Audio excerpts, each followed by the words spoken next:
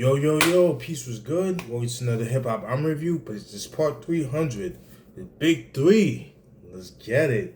The album that I like to review tonight is Outkast with their third album, Aquemini, released in 1998. One of their most acclaimed albums in the discography. By now, you guys should know who they are. I did a review on the first two albums. If you haven't peeped, make sure you go check in the back catalog or my YouTube channel videos. This should pop right up. This should be the first two videos as soon as you see them. When you click videos. So after the release of ATLiens, the album had got some like mixed reviews, things like that.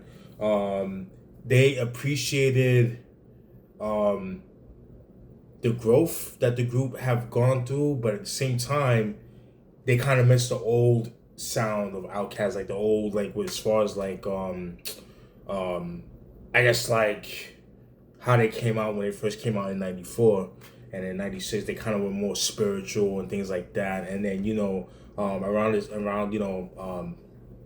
after the release of ATLiens, that's when Three Stacks and Erykah Badu got together. The rest is you know what happened with that. Big Boy, I think at that time I think his grandmother passed away around that time period, or one of his aunts, whatever the case may be. I don't remember. And then he gave birth. I mean, not him particularly, but he gained the kid, and a lot went on. And then fast forward to 1998, they released this album. Right, this album spawned 3 singles. The singles include, Rosa Parks, Screwed on the Barbie, and The Art of Storytelling Part 1. Those are the 3 singles.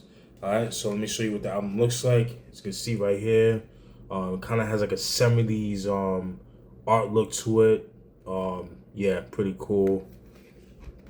Over in the back, pretty cool. Kind of has like that Shaolin monk pendant kind of thing going on. Pretty cool. Open it up. As you can see here, she's like a naked black chick with an afro, kind of keeping the same theme, that 70s theme that they have going on. So that's one thing I do appreciate about Outkast at that time. At least in the 90s, they kind of have that, theme going on for them, and then nothing too crazy, pretty cool. And let's get into the booklet. All right. You got Andre 3 Stacks looking like Cool Keith. And then, we got Big Boy right here, kind of holding on to his street roots and things like that. You got the album, you got the lyrics and stuff like that. Pretty cool. Yeah, do the same thing. All right. But it look like a fucking rugby player and shit. You know what I'm saying? And Big Boy and his pimp shit. Got the lyrics once again. All right. Pretty cool. Lyrics again. And then gotta cover this up for YouTube purposes. Alright. The naked girl, she's bare basically. Pretty cool. Alright. And 2 albums that I mentioned before that I did a review on, so make sure you guys peep that. Alright, so that's pretty much it. Let's get into the producers. The producers include Donnie Mathis, Organized Noise, obviously. Definitely. What's in the album without Organized Noise, right? Especially with Outkast. Then you got Earth Tone 3, which is Outkast and Mr. DJ. Organized Noise I mentioned before. Outkast, like I said before. Yeah, basically it's just out. Then you got Mr. DJ, who he does a couple of tracks on here as well. Mr. DJ I mentioned before. Organized Noise. Outkast I mentioned before. Mr. DJ. So basically it's Organized Noise, Outkast, and Mr. DJ. They do the production of the album. Alright. Now let's get into the features. Features, I think I have it on here. Okay. We have some in the back. All right. Features include. Give me 1 second, peeps. All right, let's get into the features. Features include Raekwon, George Clinton of Parliament Funkadelic, Timo, Big Gip, and Cujo of Goody Mob fame, CeeLo Green of Goody Mob. And that's pretty much it. They kind of kept it to a minimal, you know what I mean? Which is pretty cool. This is back then, you know, when artists kind of kept, you know, things to a minimum when it came to features. Not like today where, like, niggas is putting out fucking compilations and shit, basically. It's not really their albums, like a compilation. Let me get sort of water. Alright, you know how I get down? I'm gonna go through some of the tracks. Track 1, you got Hold On, Be Strong. Basically, it starts off with, you got a girl, or somebody harmonizing Hold On, Be Strong. And you got Andre 3000. He's playing like the kalimba, which is kind of like a vibraphone, but like you use your fingers and things like that. So Earth, Wind and Fire, they were kind of known to like kind of bringing that to the, you know, the forefront when it came to music. So that's pretty much what I got. So this harmonizing, vocalizing, Hold On, Be Strong, and that kind of thing. So nothing too crazy, you know what I mean? Oh, and let me, I'll get into that after. Now, let's get into track 2. Track 2, we're gonna go with Return to the G. Dope way to start the album. In this track, as I mentioned before earlier on, that was produced by Organized Noise. Like I said, dope way to start the album. Basically, they kind of go back to their old roots, to the Southern players of Cadillac music. Basically saying that, you know, this is addressing the rumors of, specifically 3 Stacks, you know, saying that, you know, he's coming out of the closet, that he's a little bit of a fun boy because the way he dressed, you know, he kind of abandoned his roots and that kind of thing, just because he got with Erykah Badu and that kind of thing. He kind of like messed his head up and things like that. So he kind of addresses that, and, you know, Big Boy pretty much having his back, like, yo, you call him gay, you might as well call me gay type shit. Like, I don't have his back and stuff, you know. So that's basically what I got. I mean, you know what I'm trying to say. Like you're not gonna, you mess with him, you mess with me. That's the vibes I got from that. You know what I mean, from the song. Let's get into it. I like the track. I like the line by Andre 3 Stacks when he says, "Return the gangsters, thanks to them niggas that think that y'all soft and say y'all be gospel rapping, but they be steady clapping when you talk about bitches and switches and hoes and clothes and weed. Let's talk about time traveling, bomb javelin, something mad unraveling. Get down." Another line by Andre when he says, "Return the gangsters, thanks to them niggas who get the wrong impression of expression." Then the question is, I love that. Big Boy when he says, "What's up with Andre? Is he in a cult? Is he on drugs? Is he gay? When y'all gonna break up? When y'all gonna wake up? Nigga, I'm feeling better than ever. What's wrong with you? You get down." Love that. So basically he got his back and things like that. So that's so that was track 2, Return to the G. Love that. Track 3, Rosa Parks. Believe that was the second single of the album that was produced by Outkast themselves. Dope track right there. That song was a little bit controversial at the time because the Rosa Parks family felt like the group was kind of making money off, Rosa Parks' name, that kind of thing. They wanted compensation and things like that, and, you know, things of that nature. So I thought that was pretty interesting. I like the video too. The video is pretty cool. I like the line. By Big Boy when he says, "Total chaos for the players. Thought we was absent. We talking another route to represent the Dungeon family. Like Great Day, me and my nigga decided to take the back way. We stabbing every city. Then we headed to that back cave. ATL, Georgia, what we do for you? Bulldogging hoes like them Georgetown Hoyas. Well, you sounded silly. Thinking about my broham ain't sitting pretty. Doing donuts around you suckers like them circle around titties." Woo! Fire. He killed that. Another thing I need to bring up too, originally that song Rosa Parks was originally made for Total. Guess the R&B group Total from Bad Boy Records because at the time, this is before Andre was messing with Erykah Badu. He was actually messing with Keisha from Total at the time. This is like around the Southern Players of Cadillac Music. So they must have made that beat around like 96 or 97, whatever the case may be. And was supposed they were supposed to give it, I guess, for the second album or the first album, but it didn't make the deadline, so that's why they kind of kept it to themselves. So something to throw it out there. I didn't know that until like recently, so I thought that was pretty interesting. So that was track 3, Rosa Parks. Track 4, Skew It on the Barbie. This is, I believe, was the first single of the album. Dope song, dope song. Love the video for it. Raekwon called a body. Everybody did their thing on this shit. Love the beat for that. That was produced by Organized Noise. I like the line. I like the line by Andre when he says, "The common denominator, the nigga numerator. Never know who the hater. Niggas cater to your ego. I'm sorry, like Atari. Who's cousin to Coleco? Vision, Puerto Rico. Back on the street like Chico. The barge. He lost and got a lack in the garage. Few parts here and there, I declare hard." Whew, fire. Raekwon when he said, "Deliver this through your audio, ghetto mafioso, grow hydro, then bag it up slow. Price that longevity suggest that makes moves slow. Take time, grow 8, react 9, blow. Hydro slide raw fuck Ronaldo, fly ride though. Shit looking like wild dope, fucking dope. Big Boy when he says, "Boy, I bust raps like D-boys bust gat shit. We're the type of people that don't bury the axe or the hatchet. Every time we see you link, we snatch it.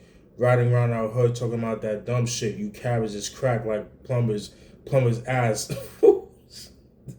And summer's grass. I've been in the game for a minute. Seen some suckers like you've been suckers like y'all passing. Think you're light skinned? Alright then, little boy, why you frightened? The Dungeon family gonna be here, niggas, so keep riding. Woo! Killed that shit. Woo! That was dope. So that was track 4, Screwed on the Barbie. Track 5, Aquemini, another dope track that was produced by Outkast themselves. Basically the origin of the track Aquemini, or the name of the title, is that is basically a combination of the 2 horoscopes, Aquarius and Gemini, and they made it Aquemini. So that's what they came up with that, and I think that's pretty dope. Very very genius, very thought provocative, that, if you will. Yeah, dope shit. So so Big Boy is an Aquarius like myself, and Gemini is big Andre 3 Stacks. So I thought that was pretty interesting. So they basically speak on the brotherly love that they have for each other. Like, I got your back. It's more than just friendship. It's my brother, man. I love you. You know what I'm saying? Whatever you go through, I go through too. So that's the vibes I got from that. So that's basically what I got from that. Basically saying like how they're unstoppable and that kind of thing. I like the line by Big Boy when he said, "Is you on that bus or cornstarch? Familiar with the smack, man? The music is like that green stuff provided to you by Sackman, Pac-Man. How in the fuck you think we're gonna do that, man? Riding around Old National 18s without no gap, man. I'm strapped, man, ready to bust any nigga like that, man. Whew.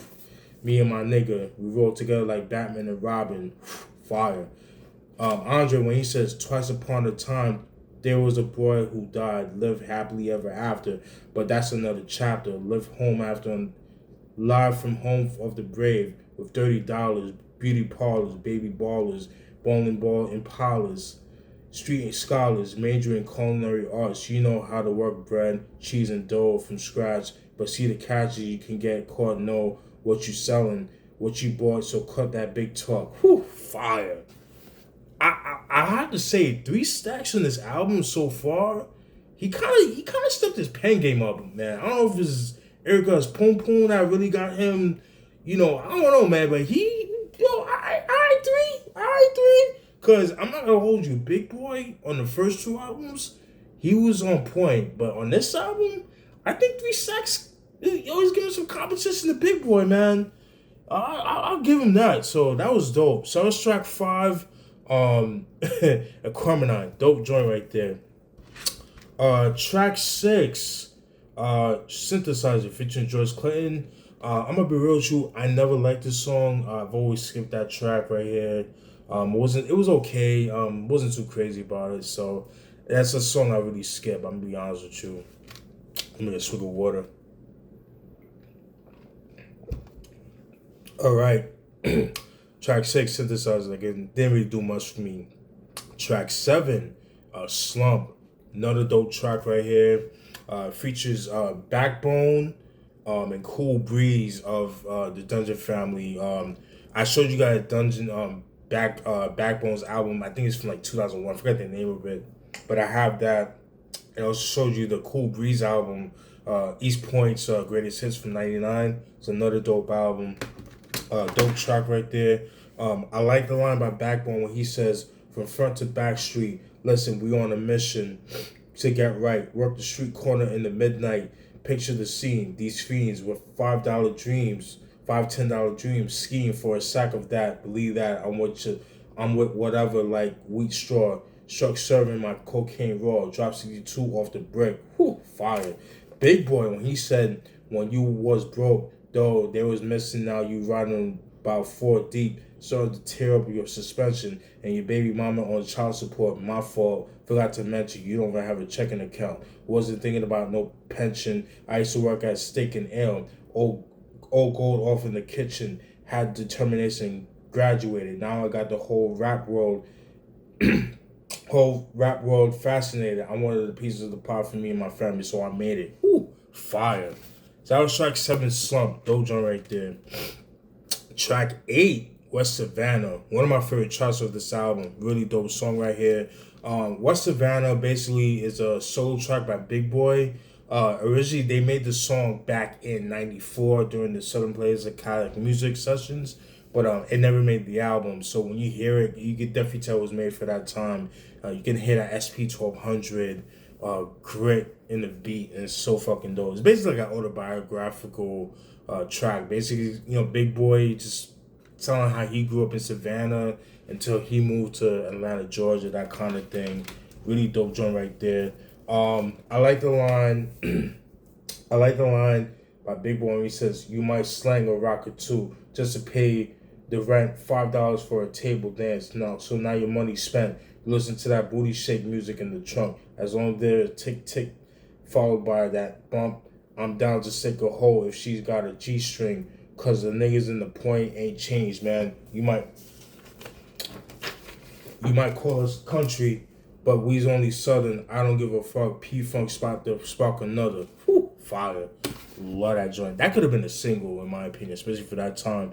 But again, that was made for the first album, but it didn't make the album, so I thought it was pretty interesting. Let me get a swig of water. So that was track 8, West Savannah. Getting one of my favorite tracks. Track 9, The Art of Storytelling, Part 1. Another one of my favorite tracks. That was produced by Mr. DJ. Basically, in this track, they was on this Slick Rick shit. Basically, with Big Boy, he talks about messing with promiscuous women, but then it's sort of about how, it catches up to him. And then with Andre, he talks about, like how he had like trauma with a girl and that kind of thing and some craziness like that. So that's what I got from that. So, excuse me. Big Boy, when he said had to hate your player, I'm thinking to hold down. Never said I paid her, straight laid her, slayed the bitch like Darth Vader, made her from College Park and Fayette, all the way down to Decatur, like Jada. Her wig was sharp and sporty. That was shorty, safe as a snake on eggs. In a Beamer 840, it's foggy. I went to the crib and to call her, but she lost me. My baby mama beeped me. 7 o'clock. It's gonna cost me. Woo, crazy.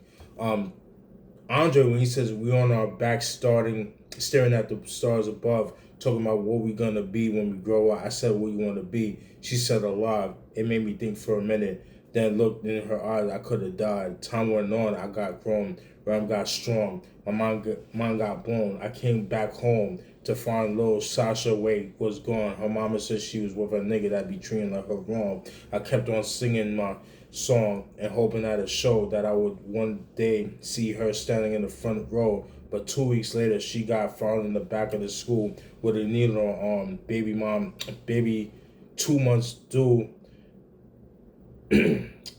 Sasa Thumper. Whew. That's deep, man. That's crazy, man. So basically, he was saying like chick that he was messing with. Basically, she was a dope fiend and shit like that, but he didn't know. And when he said that she wanted to be alive, like that's crazy. Like, oh shit. And then she went tricking, and then she got caught on that dope, and then she was found dead, man. So that kind of fucked him up. You know what I'm saying? So that's some deep shit right there. So that was track 9, The Art of Storytelling, Part 1. Then we got track 10, The Art of Story, Part 2. That was also produced by Mr. DJ. Basically in this track, they would pretty much talk about like what would it be like living in an apocalyptic world. The concept was dope. I wasn't crazy about the beat. I felt like the beat could have been a little bit better. I think that's what kind of spoiled the beat. The song for me was the beat. It wasn't that good in my opinion. So I usually skip part 2. Then we got track 11, Mamacita. One of my favorite tracks as well. That was produced by Organized Noise. It's a posse cut. It features Masada and Witch Doctor. That A-SWAT Healing Ritual album from '97. Fire. Fucking love that album. Dope shit. I gotta do a review on that album one day. I don't know. One of these days. We'll see. I like the line from Masada when he said, "The game is hot. You can never be a winner. Just begun a game. So considered a beginner." Masada for real. This shorty he's here to stay. Mahogany go platinum. After we just parlay and I'm from the bricks. We get kicks off of loud gunshot licks. Fuck stones and sticks. Loud ones get nicks. Whew, fire. Witch Doctor when he says piggyback ride to the sofa in the microwave. I got your favorite stofers. Lasagna. That's how much I want you. Fuck flowers. The ceremony starts from the shower with the water. I got somebody's daughter in the doctor's headquarters chilling. Prepared for the sex drilling. She says something in Spanish. Got me feeling managed, and me and you finna vanish real quick. Feel this shit. Got cheese. Trying to make cheese to get you pregnant overseas. Maybe make sure they that's my seed. Whew. Killed that shit. Dope shit like that. So that was track 11, Mamacita. Track 12, Spaghetti Dopalicious. This has to be like one of the most famous songs ever in music history. Everybody should know this song. It's been played all over commercials, ESPN, documentaries. It's the type of joint that you play. You could play in like barbecues and that kind of thing. If you had like a social event, you could play that kind of thing. The song is mostly instrumental, and then both Big Boy and Andre 3 Stacks, they kind of have like spoken word type verses on this track. So honestly, they did their thing, but I think the instrumental was just good enough for me, and that's something I could play all the time. It's not a song that I could ever get tired of, but really dope song right there. Spaghetti Dopalicious, dope joint right there. Track 13, Y'all Scared. Another dope joint right there, featuring T-Mo, Big Gip, and Cujo. And I've said in the past, I feel like T-Mo is my favorite member of Goody Mob. I don't know, it's just something about his voice. He has like a very commanding voice. There's something about that. I'm surprised he never dropped an album, like a solo album. Would have loved that. Especially like 97, 98 would have been dope. But what can I do, right? Again, produced by Mr. DJ, featuring Goody Mob. I like the line by Big Gip when he says, "Now Mosby Scully went from clean to muddy, polished to shine, the season to rhyme, bend down like brown, like dirt to the ground, been looking for love, now I bubble like suds. Others flew sky high, while others wore duds. Live high up on the hills to escape the floods. Situations, they changed like faces and names, went from cool to plain, from lame to flame." Whew, fire. Cujo, when he says he don't make anything move, even Tyson can get laid down with this tool just cause the name excuse me, just cause the name say goody, you take us for fools. Out they rabbit ass mine. Don't give me mine. I go off like mines, blowing suckers to smithereens. We was never folks if we fell out over this little cream or some soft legs coming between our dreams. We live like kings and die like fucking men. Whew, killed that. They killed that. That was dope. So that was track 13. Y'all scared? Their second album, I think it's called Still Standing from '98. That's another dope album. You got songs like Black Ice and fucking dope. I gotta do a review on that album as well. All right, so we're gonna go to track 14. Track 14 is titled Nathaniel. Basically, Nathaniel was part of Outkast, like an affiliate. He's serving time in jail. He does like a freestyle over the phone. Again, nothing too crazy. He tells about his jail experience, what he's going through at jail at the time. Like, again, nothing new. X-Rated was doing that in the 90s. Mac Dre was the first one to do a whole album over the phone. A lot of people think X-Rated did it. No, it was Mac Dre. Mac Dre did that first, so had to throw it out there. So again, nothing too crazy. Seabold was doing that as well, so that kind of thing. So that was track 14, Nathaniel. All right, we got like 2 more songs to go through. All right, and then we got track 15, Liberation, featuring CeeLo. Features CeeLo Green, Erykah Badu, and a Big Rube of Society of Soul. I've mentioned them before. Dope song. I didn't really write anything about on no lyrics or anything like that. But it was a pretty cool track right there. And then the last track, track 16, Chunky Fire. That was produced by Outkast. Also, Liberation was also produced by Outkast as well. Dope track right there. Dope way to close the album, in my opinion.